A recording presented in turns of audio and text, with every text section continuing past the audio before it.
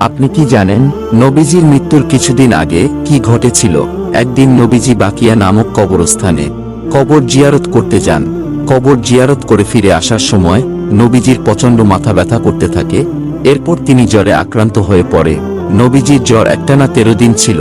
যখন নবীজির মৃত্যুর সময় হয়ে গেল, তখন আল্লাহ তাআলা আজরাইল আলাইহি ওয়াসাল্লামকে বলল, হে আজরাইল, তুমি কি জানো তুমি কার রূহ কবজ করতে যাচ্ছ? সে হলো আমার প্রাণের বন্ধু। সে যদি অনুমতি দেয় তাহলেই তার রূহ কবজ করবে, আর যদি অনুমতি না দেয় তাহলে ফিরে আসবে। এরপর আজরাইল আলাইহি ওয়াসাল্লাম নবীজির রূহ কবজ করার জন্য নবীজির ঘরে প্রবেশ করেন এবং নবীজিকে সালাম দিয়ে বললেন, হে আল্লাহর রাসূল, আমি মালাকুল মাউত।